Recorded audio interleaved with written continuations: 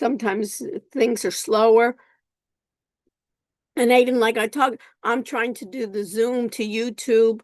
It's taking longer than usual. Do I have control over that? No, I don't have control over Zoom server. I don't have control over YouTube servers. I hope they work. If not, guess what, Aiden? I have to find alternatives. And maybe I won't stream. Maybe I'll record in Loom. Maybe I'll record in another recording on to my own computer. So I have choices. Okay.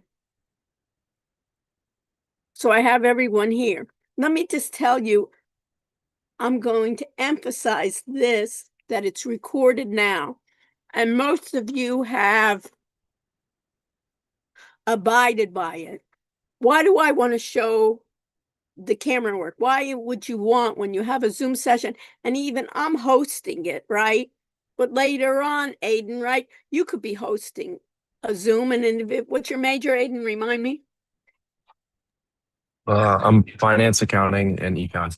Wow, you're a lot. So you're finance, accounting, econ. Could you ever think about you doing a webinar on any topic, being on AI experts? Of course you could. In doing that, why would you want, when people are joining, what's an advantage of them having their camera on that we can see everybody? What do you think is an advantage to that? Make sure it's actually the person that's supposed to be listening. So Right, I right. don't One is feel like, authentication, right? And two, yep, I think, Aiden, it's always great when we meet personally.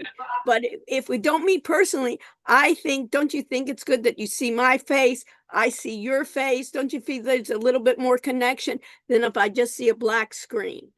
So one is yeah, authentication, and the other one, I think, is in terms of communication. So I am requiring in my class, in order to get your attendance check off, is that you need to show your camera. Before I was saying if you didn't feel well, if it's not your best day. Now I am changing my protocol, and I am requiring anyone that wants their attendance grade to count, they need to be, for the full period, having their camera on. Of course, just like any other class, Aiden, there's sometimes when you skip class, right? Everything is a choice. Just like that, it's almost as if when you have the camera off, it's as if you really aren't there. Because what is it? When we're thinking about security, remember authentication, right? Are you who you are? What is one of the things about it is biometrics. It's basically a lot of times by your retina, right? Fingerprints, and you say who you are, you're there. So theoretically and security wise, somebody could, in this case, could you change your name? Hunter, in Zoom, can you rename yourself? Yeah, I think you can. Yeah. And go to the corner, right? And if you can see in the corner, with your put your corner in the three dots, do you see where it says rename under Yeah, your under yeah, face? You could yeah. rename yourself to George Washington, right? You can be, so just as if you put your name. So theoretically, if you wanted to be a hacker, you could say, oh, I'm Dr. Rush, right? And you wouldn't be Dr. Rush. So anybody can be anywhere they have. So I'm the only, and one of the things, a lot of times when you get notes from the doctor, urgent care, a lot of times they say they don't want you to be in class because you're infectious, right? If you have COVID the first couple of days, or you have a severe cold, you don't want to, or you have strep, you don't want to be contagious. One of the beauties in this class, Hunter, is what? We're in contagion-free zone, right? That one of the beauties that I have. So the other thing is I'm requiring you can still come to class without showing your face, but guess what? You just won't get credit for that. If there's real issues there, what I'm requiring then also, Isa, who is our wonderful teaching assistant who's been taking care of the attendance and making sure and giving you feedback on your assignments, helping you, is that if you have some severe illness that you want to be in class, but it's just so devastating, you need to, before the class begins, and hopefully in 24 hours before, that you send ISA the doctor's note saying actual medical documentation of why you should not be using your camera. Other than that, my camera's not working, my computer's not working, then find a computer that you can find a camera with. That's all. And I think, don't you think, Hunter, when you're taking those efforts and you're getting attendance credit, don't you feel that you don't want anybody to be abusing that? Don't you feel so? And then we can feel like a closer group with us. So I've told Isa she takes care of that, because each of us have so many other things to do. So Isa, any comments on that I need to address? I don't want to spend a lot of time on that, but I just want to make sure that I've recorded that we know from then on that there's an issue. If you have some problem with your throat or something like that, you can still have your camera, and then you can say, listen, I have strep throat or something like that. The doctor told me that I don't, and you have a note for that, then I don't want to strain anybody's voice for your vocal cords. But it's in a way. Anything, Isa, that we need to know about? Comments that you would like me to say? No, I think you've covered it, and the people who needed it for today have reached out, and all is solved. So okay, so that's what I'm saying. So we resolve it, and then there's I expect then either everyone shows their face or there's one, but there's not like a whole lineup there where I have. Okay, so Let me get the 16. yeah. So hold on a sec.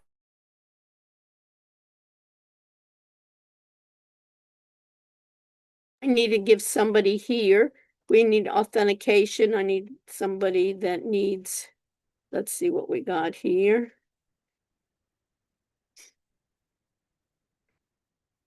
Okay, approve. Update VLC.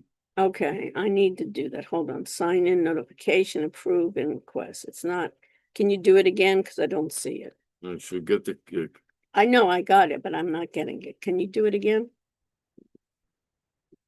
refresh it or swipe down to refresh. Oh, I got it right now. 60? Yeah, Yes. 60. You can explain the concept. Yeah, of no, we did Fine. MFA. Okay, you got it? Yeah. All right, excuse us. So somebody needs my code.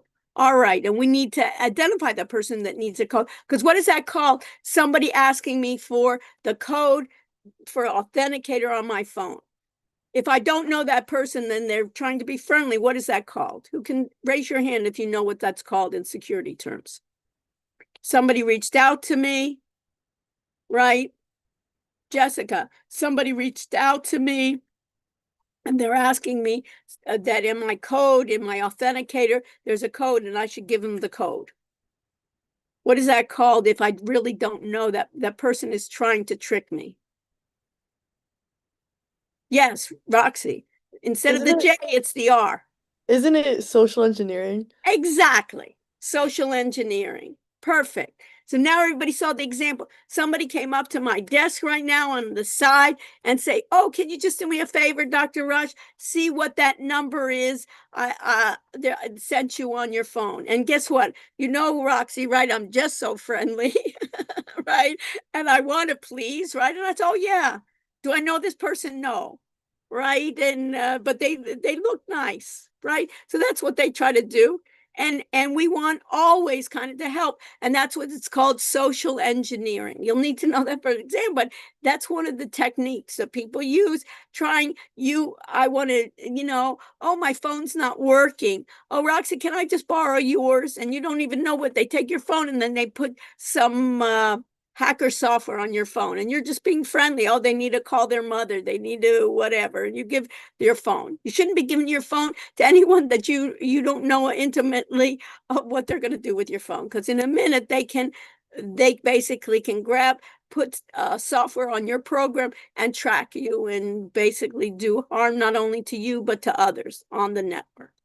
So you need to be what I call safe, what I tell everyone in safe sex. Have you ever heard of that, Roxy? In safe sex, there's safe computing as well. You need to protect yourself in safe computing in order for you not to be having not only diseases, but that your computer won't be infected.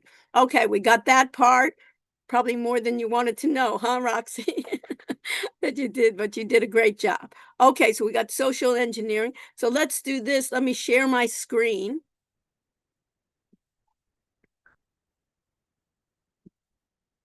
And I'm gonna go into Chrome and Roxy, what do you see right there? What screen do you see? Wait, I see our faces. You see our on faces. YouTube. Right, on YouTube, you see my YouTube, you know that we have latency here. When I go, I speak with my hands, and when I move back and forth on my hands, you see that my hands aren't moving synchronously. It's a bit of a lag. We said before, at this point for talking heads, it's not a big deal, but if we were trading high frequency in the blink of an eye, blink your eyes, basically twice, Roxy, and in that time I could do thousands of trades in that time. And I say, go follow Dr. Rush, whatever she's doing and trading, you're going to follow me. If there's a long latency of 30 seconds, you may lose out. So we got that. And then the other thing is we want to go to our regular section. In our regular section, we have the idea of where you are the student role, I am the instructor role. We go to what's due. And if I look at what's due, I know that today is the 25th. So this past Monday, I know your AI powered research assistant assignment was due. Some people had issues with video and with the audio. It took longer. Some never got it done. What I said, it's better late than never.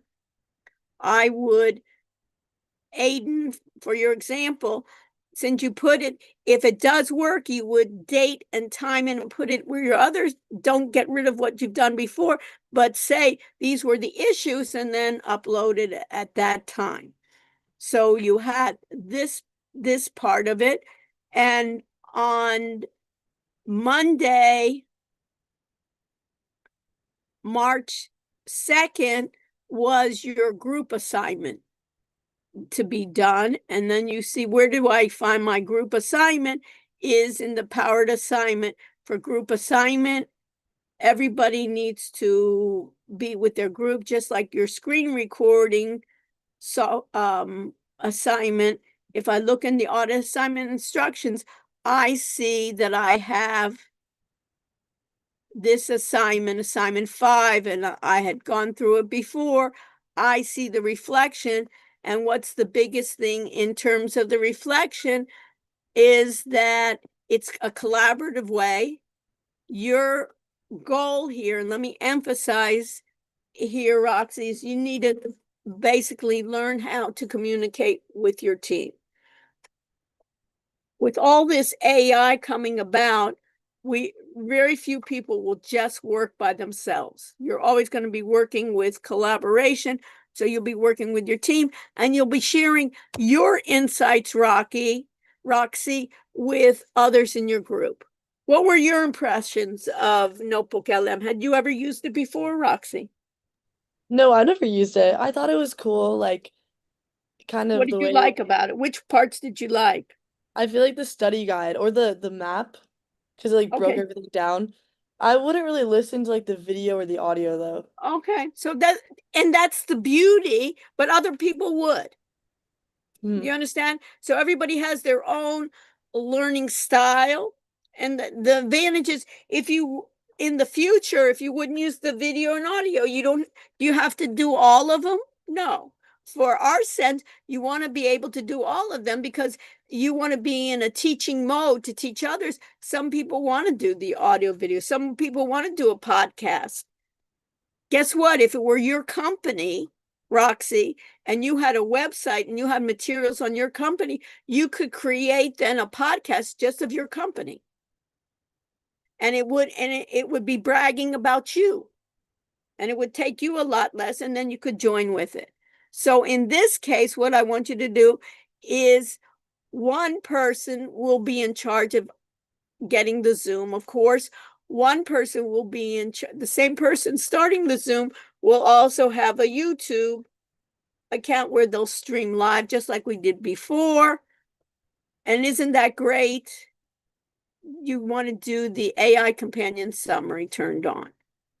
And you know, Jessica, had you ever used that AI companion summary before this class? No, never before your class. Okay, so now what's good about the AI summary? I think it's great because you get to see, if you can't watch the full video, the AI companion just summarizes the key points of someone's video that you can just kind Right, of and can you edit it? yeah. And you can edit it too, because sometimes you don't want the chit chat to be recorded by the AI summary. Sometimes you forget it, right? And sometimes you want to make sure who gets that AI summary, right? Because if it's in terms of, let's say we were a company and we're evaluating other people in our company, some things may be confidential. And just to give you an example, Jessica, is a lot of this capability, I can tell you that a number of faculty even do not know how to do it. I was just in a meeting, somebody hosted it, and they said, oh, and I'm just going to say, oh, Dr. A, why don't you take notes? And they said, okay, I'll write up the summary, but can you turn on AI companion? And guess what, Jessica, the person running the Zoom said, I've never done that. I don't even know how to do it. And I said, well, you have to make sure that who is this being, what is in the settings? Well, I don't know about my settings. And anyways, I didn't set this Zoom up. Secretary set this up. So just think about how valuable these kind of notes are. After a while, Jessica, you almost take it for granted that it's easy when you know it, right? But you need to keep on track almost to think about all the different capabilities that you now know that you as the human can work with the AI and summarize. Do I want to summarize this? No. But isn't that great? But I could review it and you could review it. And then later on when we're doing chit chat and asking, where you're going to go for vacation, where you're going to go for spring break, that's not relevant. I forgot, that's already captured. I want to take that out before I'm going to send it out for review, right? You don't want to be, Roxy, you don't want to be sending out, little gossip. Where did you go to dinner last night? Or, maybe part of it I don't want to know, that I didn't want. Some of my jokes that I find hilarious, they said, Dr. Rush, take that out. That wasn't so funny, right? So in this case, you want to be able. So you'll show, just like you were talking about, Jessica, show the mind map, show the study guide, the concept explainer, show multiple choice questions that you can do, the audio and video reviews, explain your thoughts on those features, explain what are the takeaways, and you'll submit. Everybody in this group will show what they have. And the beauty, guess what, Hunter, is what? Does everybody have a different chapter? I can't hear you. Nobody, it can't, the AI summary still can't look at faces and know that this means something. Yeah, everyone's got different chapters. Yeah, everyone. So what's great about that is while you're sitting there with others, at least you can do a semi-review of what's going to be on the exam. Good idea. And then you'll submit your work, you'll create the folder, and here's an example. And of course, when I go to the audit group for assignment groups, each group, these are all my assignments that I did. You'll have another one called AI powered research assistant assignment of the group. And among there, instead of sample, you'll have, in this case, your group number, you'll say who was attending, and then you'll have each of your names based on reflections, issues, and improvement ideas. And then what I want you to do is be able to look at this software and think, how could I improve it? So in this case, Ava, Lena, do you have any ideas on, you got some ideas on how you could improve this software? To improve Notebook LM. Mhm. I mean, I was having a few problems with Like getting, what? So think about those problems. You remember any you were having? I couldn't find the interactive mode section, and I like tried to find it for a while, and I even looked up like on just like Google also how to find it, Did you and it ever told me find like it? yeah, it told me like a different way, and then I still Okay. couldn't find it, so I Okay. couldn't do that portion of Okay, the so we'll do that today. Great idea. So we'll do that. What about how did you upload did you upload the PowerPoint? What chapter did you have? I Ava? had the tech hardware guide too. So Okay. I downloaded the PowerPoint and then I uploaded it as one And file. could you just upload it as a PowerPoint? No, I downloaded it as a PDF from Right. there. So you had to upload as PDF. Yeah. So that may be one improvement, right? Why Yeah, why that do could I be have to something. bother opening up the PowerPoint, saving it as a PDF? Extra steps for me. Yeah. What do I want from AI is to eliminate extra steps, right? hmm So that could be an improvement, right? Upload, accept doc files from Microsoft, accept PDFs from my PowerPoints from Microsoft. So those are possibly be with it. Here's the Zoom recrowding. Here is the YouTube. Here's the quick summary guide. Okay. So we got that part. Wait, Dr. Rush, I want to say something about the individual for Notebook LM. Yeah. Okay. So we've had a lot of issues. I don't know, you guys just saw the email that I sent out. Because you guys are not making your link public, meaning I cannot access it and give you a grade. So obviously I don't want to have to go through everybody and put in zeros. So I would appreciate if you guys could take a look at your assignment and make sure that you set it so that I can actually access your audio link and your video as well, please.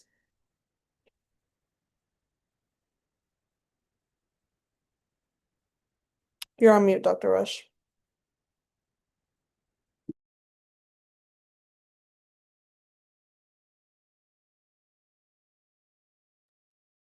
Okay. Great. Everybody clear on what assignment is due? The other part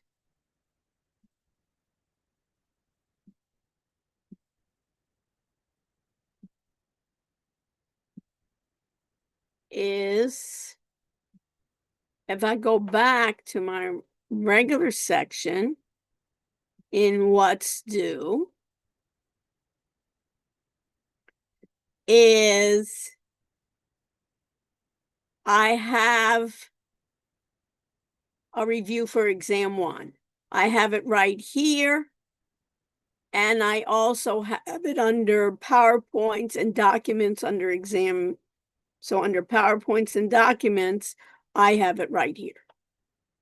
And I need to make sure that everybody understands that in exam 1, it's going to be taking place in the School of Business, SBA 204 PC Lab. If you do not know where that is, and many of you do not, what I suggest you do before Wednesday, March 4th, find it. Good idea, Ava, that you're not roaming around. Can you imagine? I want to start in this normal class. Do we ever start at 3:35? You know, we'll do a little bit chit chat. We never do, because usually it's me, Isa, and one more student that comes, early. You need to, I am going to start, Ava, at 3:35. Why? So everybody has an opportunity to have all the minutes available to you. So you're going to need, no matter what it is, I'm going to do this. You want to find it beforehand. You don't be roaming around. And even if it's in the School of Business, I'm roaming and finding it for 10 minutes. I've had one student basically, after an hour sent me, an email. sorry, but I couldn't find the room, right? And that was unfortunate. They got a 0 on the exam. So you need to do it. The other thing that I will be doing is Isa will be with us. Isn't that wonderful that she has volunteered to proctor this, and she wanted to see you in person. And the exam, I told you, you can use AI to it's to your heart's content. I don't care how you study, right, Roxy? Everybody has a different learning style. Somebody likes the audio, somebody likes to study in the video, somebody likes to do multiple choice, whatever you'd like, please do. But on the exam itself, it will be closed notes, closed book, closed AI software. It's you and the computer giving you whatever's in your own mind map, right? That you'll be able to split out. And as I told you before, make sure that you have a backup laptop, right, Roxy? Why are you going to bring your laptop as well? In case the computers in the computer lab aren't working. Yeah. It could be the entire computer lab is down, right? It could be just the one, Roxy, that you chose there could be down and there's no other substitute. What do? Is we expect it, we plan, right? And we hope for the best, but what do? Is we plan for contingencies. That's part of also information systems that I've always told you. Is that I've been in places where Bill Gates and Zuckerberg have been rehearsing for days, not let alone weeks, their presentation. I've been there physically with them, and guess what? The system crashed. And people laughed in the audience. They were embarrassed, and then they were basically, you can imagine some of those employees that set it up, they probably were not pleased with them afterwards, but they have to have contingencies. And that's what we have to do also. Another thing that I want to make sure that you understand is your password. You need to know your password, because in my case, when I log on to my computer, I log on to my phone, it's already in cache. It's already saved. But your password, hopefully, Ava, is not going to be saved on that computer. If it's saved on that computer, what is it? It's ruined all integrity, because everybody can go into Ava's account. So you need to know that ahead of time. And when you come and you're going to spend 30 minutes looking for your password, you're going to waste time. So you need to bring also pictured ID. Why, Ava? Again, authentication. Just like I see your face here, I need to see that you haven't sent somebody else to do it, that we are just practicing what we preach with your laptop. The format I talked about is 2 parts, multiple choice and open-ended.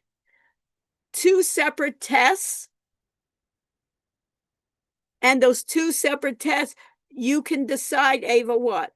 You like multiple choice first, and guess what? Jessica likes to get rid of the open-ended first. You can decide, and you can think about it the whole week, and then at the last minute, you say, I'm going to go for something else. You don't have to tell me in advance. You do it. And then I have the review guide. And this review guide, the way we've set it up, and my TAs have helped improve it every semester, is they've broken it down by chapters. So these are not only the concepts that I would emphasize, but these also think about how you would apply these. So it's not just the definitions, but in the case of data versus information for knowledge, is if they give you a little scenario based on just raw data, that all I get at the end are a number of the scores for my students at the first test. I know it's data versus information versus knowledge. So you see among those, the hardware, software, just like what? In this case, if you think about it, Jessica, is what you've done for the Notebook LM. When you meet with the group, it's the exact same thing, right? And that you can put these in. And these 9 open-ended questions, I will choose from 2 to 3 of these for your open-end. Why do I like that, Jessica? Because there's so much open-ended, and since you can't use your AI to help you, it would be impossible. I don't think it would be fair. Just guess what I'm going to ask you for open-ended. This way you can be fully prepared. Plus, you know that it helps you get to know all the material. Plus, when you're doing a lot of this, will help you also in the multiple choice, right? Because you need to know what a field is, what a record is, what a data file is, right? What's a primary key? A lot of these concepts you'll have also on the multiple choice. Would you say for the open-ended, the best is like going to the PowerPoint? One is for the open-ended, I would do 2. One is the PowerPoint, but +2 is I'd go to the readings. Remember, I asked in this case, where was it? Under the what's due. You see this article? You see the cybersecurity and education risks? What I would do is I would read through that well on the open-ended, and guess what? Could you put it into Notebook LM? Yeah. I would even do that. And I could even then query Notebook LM on possible questions based on that, right? And if I looked at the new link here, right, on the cybersecurity Notebook LM of the risks, right, best practices frameworks, I would go through, I would read through this and then help me do it. So if I went to Notebook LM,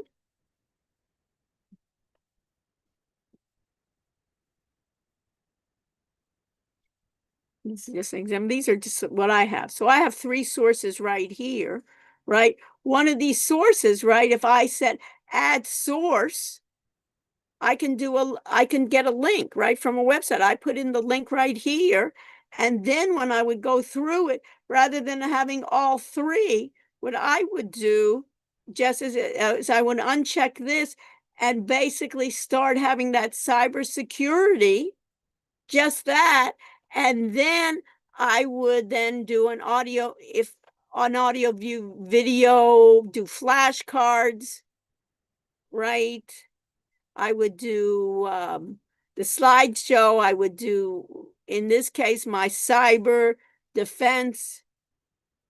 Let's see what this is going to give me based on it. Just even here, navigating risks and building resistance, right? And here it's telling me about 69% of in higher education, right? There's ransomware attacks. So then I would find out what is ransomware. I need ransomware anyways in my multiple choice, but ransomware is what is hackers overtaking servers that prevent an enterprise from running their business. And especially this ransomware on university campuses, especially those that have hospitals. So what they do is, it turns out hospitals have some weaknesses, some vulnerabilities of entering it, and those vulnerabilities entering it, they basically, these hackers take basically the keys to the castle and don't let normal users get in. They could do it on my own computer that they provide from my university. So I could not use my computer, but there's less risk and less responsibility. I'm not running, guess what, Jessica? I'm not running the hospital. But God forbid your father had to go to the hospital tomorrow and he broke his leg and they're going to have to do surgery on his right leg, and they have pulled down the server. The university wouldn't even know what one, who is supposed to be, who's their patients for tomorrow.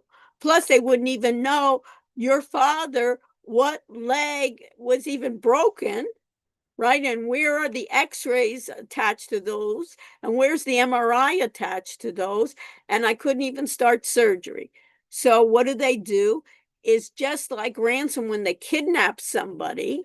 Instead of just ransom, they're asking it, they call it ransomware, almost like software. They do these attacks where they say, we'll allow you to XYZ University Hospital to get back your server. All you have to do is what? Pay us. And what are they going to pay us in? What type usually would they pay us in, Aiden? Would they ask for dollars?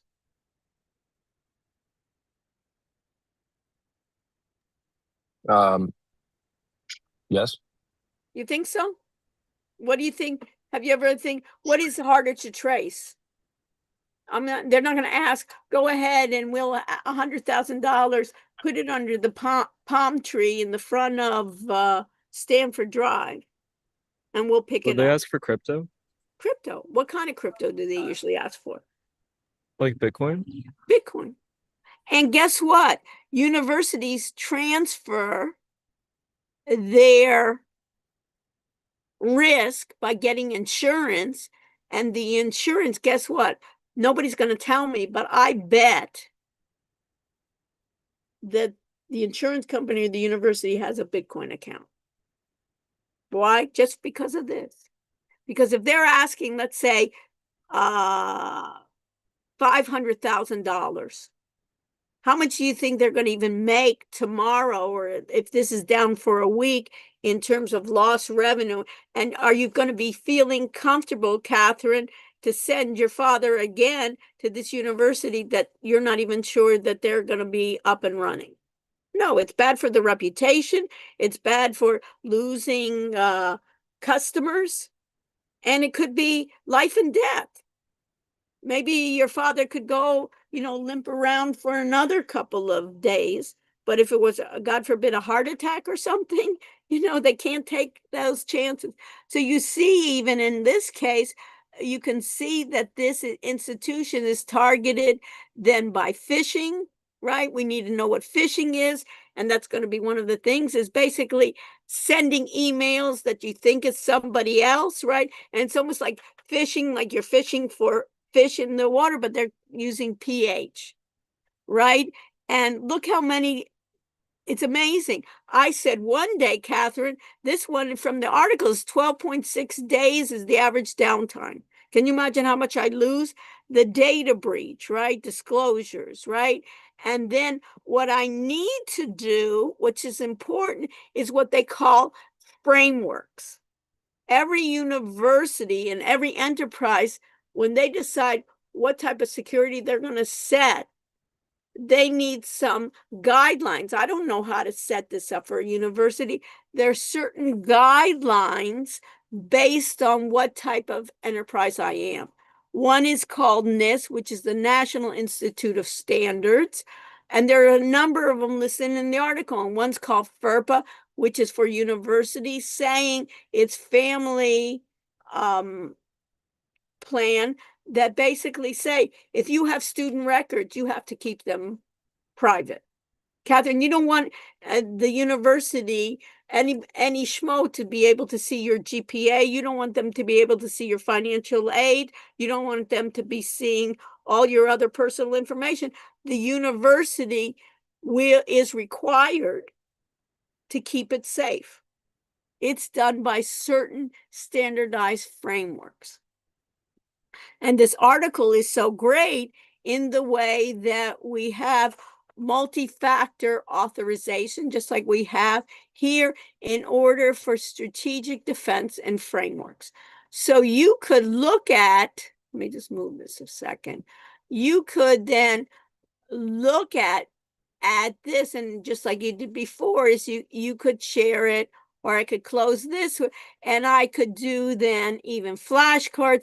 I could do safeguarding higher education, right? That I could just put it into somebody like Mind Map, so I could see cybersecurity in higher education. Cybersecurity is I have to keep it secure from all the possible hackers from the outside. from individuals inside just making unintentional mistakes, and what are the risks? The risk would be, we talked about ransomware. Somebody told me about social engineering, that, and I was given an example. Somebody asked me for my code for my phone. I know the person, this was my research assistant, so I gave them an assignment. So they came in the middle of my class because they knew that I had my phone. So this is, but somebody else could, call me and say, oh, Dr. Rush, we're from the network, security, network security. We're having some issue. We just sent you a code. Can you give it to us? If I don't know who the person is on the other end, that's social engineering. They take me out to lunch, they're friendly. You know how I always like stuff that's free. So they say, oh, can we buy you lunch? I say, oh, yeah, I'm friendly, social, and I'm giving them the kitchen sink. So, and then you could see under this, they would explain more on data breaches. There's ways in which my data can be accessed by people that don't have the need to know, infrastructure threats.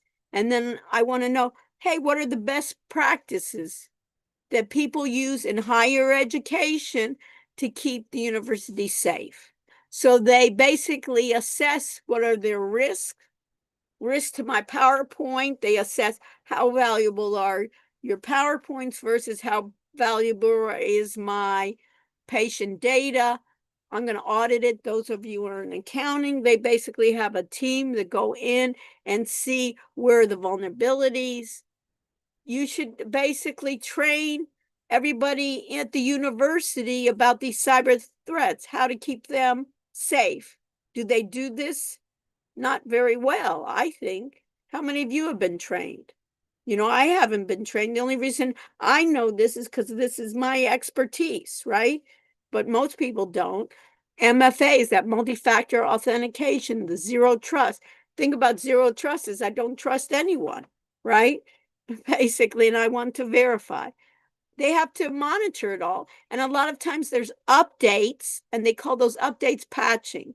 There's vulnerabilities in software that they have to keep track. The university's security team, with the help of others, has to tell them, you have software that have vulnerabilities.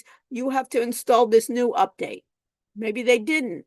You have to, when you're holding Social Security, if you're holding credit card information, you just don't want it to be plain text that anybody can take it and read it. You want to encrypt it. You remember we talked about databases, it's stored in one area? Guess what? If it's attacked, do I have another copy? Make those backups, but don't make it on the same network. Offline, it could be like on premise. You remember how I said, save it on your computer, save it on other computers. Incident response planning.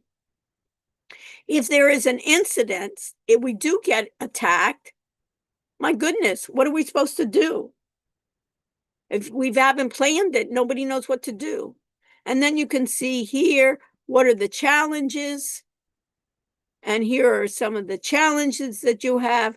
And what's in the future? What are people doing in the future? In the future, you can think it's rising, because guess what? To be a hacker, Roxy, maybe me and you don't know how to be hackers. Could we ask AI? Roxy.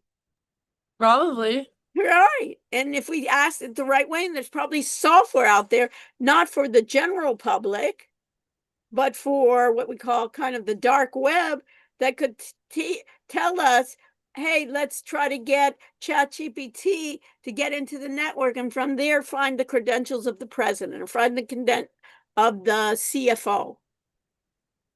So you can think about it, there's valuable research. We do a lot of government security that we can do. Hybrid. Now what are we doing? Online part of it we're going to do in class. And then basically third party. We get other help from what? Zoom, right? From Blackboard, from Google, from Microsoft. are we at risk because we're using their systems? How do I know that Zoom isn't giving me attacks? When I download software, how do I know this?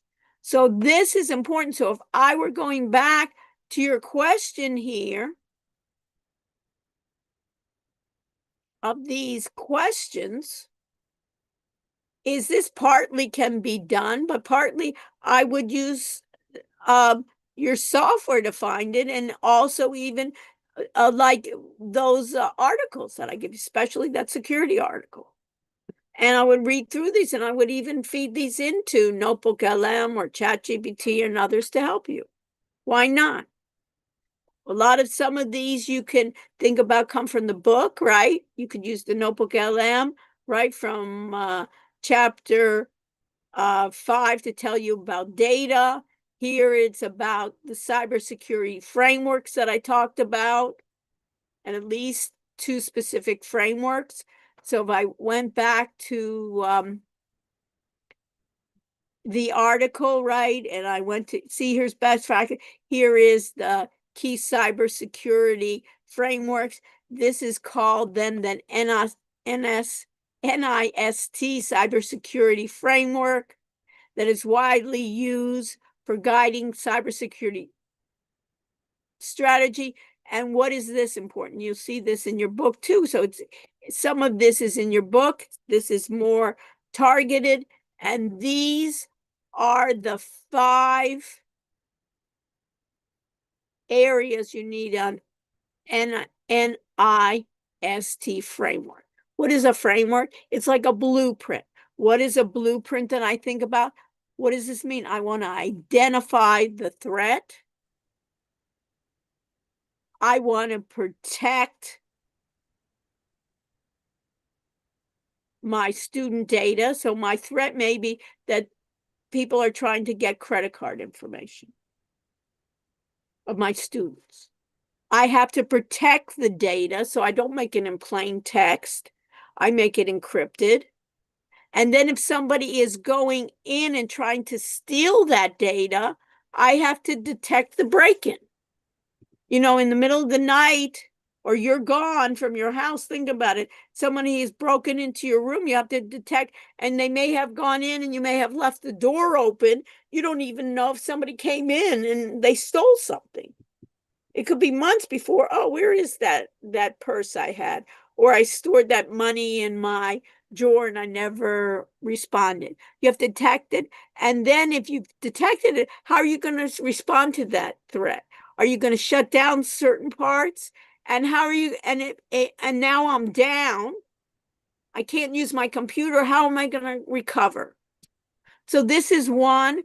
Another one, this is ISO. Another one that is used in the United States is called Family Education Rights and Privacy Act. What is it? Why is it important? It protects student educational records. It guides how data can be accessed. It can be, so this is the FERPA. This is what the university has to follow. If they don't follow it, they get penalized. Then this is Graham-Leach-Biley Act. These are by senators from the U.S. Congress. Basically, any financial institution has to safeguard what? Your personal financial data. I put my money in Citibank or Bank of America. They have to safeguard my personal financial data. If they don't, they have to give me back that data, my money. They have to be in compliance with those, because in this case, you think about it, the university also has a lot of your financial data, right? So they have to do it. So you can see that these are common ones. GDPR is by the European Union. Anybody that's been to Europe or is associated with Europe, if we have any students that are European, if we deal with any faculty that are universities that are in university, is they have stricter standards for holding personal data. They're more stringent on privacy. So what do you have to do is you have this regulation. If you don't account by that, you will be punished. And here are the trends which we have. And here's about the phishing, the ransomware. So what I can do, if I go to these notebook LM here, if I even look at it and go to my information security. The shit that they have is bad that they're done to meet us up the girl. Okay, I hear somebody. Somebody want to shut down their mic if you want to help me, Isa, on that. In terms of this, you can see here that I can do in this case, I can have, you see here where I have interactive. And in this case, I can start. Welcome back to the deep dive. Today, we're not just talking about technology. We're talking Mika, about your mic is on. the invisible battleground that really defines modern life. It really does. It's the reason. Hey there. Yes, I'd like you. Yes, can you tell me the difference between a threat? First of all, define a threat. That is a great fundamental question. Okay, let's unpack this right now. In the world of information security, the terms can be confusing. A threat is basically anything that has the potential to harm your information. Think of it like a storm cloud gathering. The rain, the lightning. Oh, yeah. Can you give me an example of a threat and a vulnerability in a university? That is a phenomenal question. That puts this whole discussion into a real world context. Let's use a university setting, since our source material talks about higher education a lot. Okay, so let's start with a threat. A threat could be a ransomware attack. We know those are rising in frequency against educational institutions. That attack, that malicious software, is the storm cloud. Now, what makes the university vulnerable to that threat? One major vulnerability is the diverse user base and limited resources. Right. They have thousands of students and staff with varying security awareness. So a vulnerability could be a staff member using an easily guessed password. That's the weak lock the ransomware can exploit. Another vulnerability is an outdated server running the student registration database. That's a known crack in the foundation. When ransomware threat hits the weak password vulnerability, you get the breach, the paralysis of the system. It's a great. So did you see how I used the interactive? Roxy, did you see how I used the interactive one? And in joining, I can ask it questions verbally. So maybe you don't want just the audio part, but you can ask it questions as well. So what I want to do on Monday, after you guys all have reviewed it, is I want to do a review for the exam for Monday. So I will do part review, and then you can come up, Roxy, with specific questions. Dr. Rush, this is not clear. I know what a threat is, but I'm not sure how a threat fits with the vulnerability or whatever the questions are. This is what I understood it to be. Am I right in terms of the open-ended questions? And maybe what we'll do is we'll have a little exercise. Lily wanted to do a Kahoot, and she wanted to even give prizes of number 1 and 2. Maybe we'll give out the prizes on the exam day, you know, in terms of it. Any questions? How's that look? Luke, what do you think? I guess we don't know. Anything else?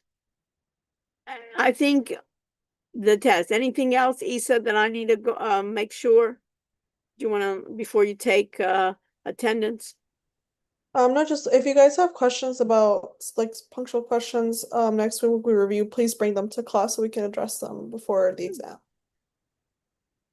What I'd like to do is get this over with, and after we come back from spring break, we'll spend the rest of the semester on the project where we will all be AI consultants.